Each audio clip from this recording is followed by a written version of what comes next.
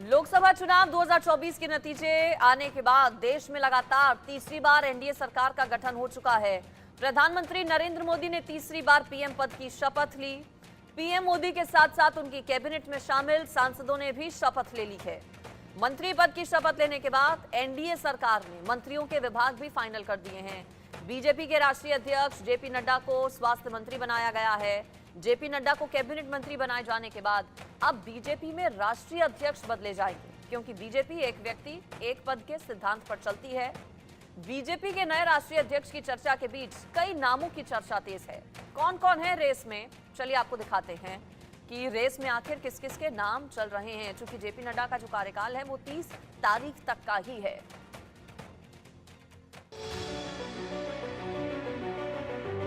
कौन बनेगा बीजेपी का राष्ट्रीय अध्यक्ष? दलित, महिला या ओबीसी? क्या आरएसएस से भी होगा गहरा नाता? केंद्र में नई सरकार के गठन के बाद अब लोगों की निगाहें बीजेपी के नए अध्यक्ष पर जा टिकी हैं।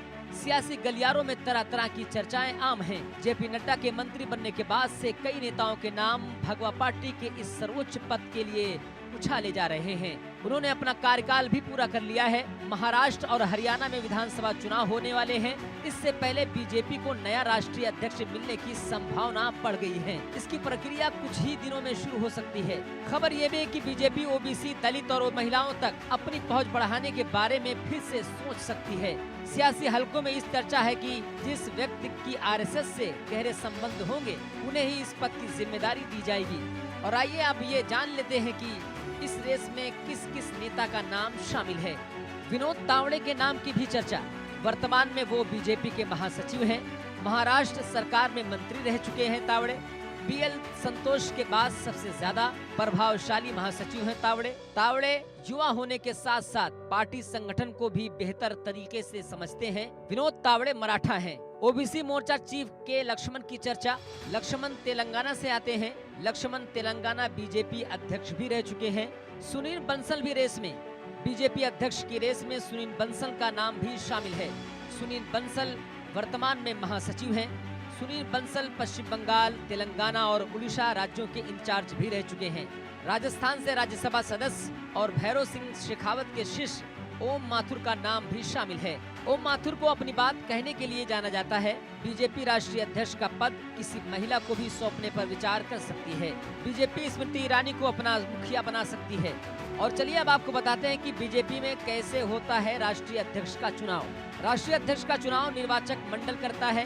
मंडल में राष्ट्रीय और राज्य परिषदों के सदस्य, राज्य के निर्वाचक मंडल के कोई भी 20 सदस्य, ऐसे व्यक्ति का प्रस्ताव जो 4 कार्यकालों तक सक्रिय सदस्य रहा हो। व्यक्ति की सदस्यता 15 साल की हो। संयुक्त प्रस्ताव कम से कम 5 राज्यों से आना चाहिए।